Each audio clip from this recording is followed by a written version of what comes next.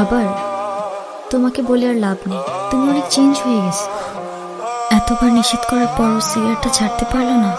তোমার মনে আছে এই সিগারেটটার জন্যই কিন্তু আমাদের পরিচয়টা হয়েছিল। এই যে রাস্তায় দাঁড়িয়ে যে এভাবে সিগারেট খাচ্ছেন, আপনার কি লজ্জা শরম কিছু নাই? আবার বেহার মতো সেই দিয়ে অন্যের মুখের দিক মারছেন। আপনার জন্য যার ফুসফুসটা নষ্ট হলো সে দায়ভার কে নেবে?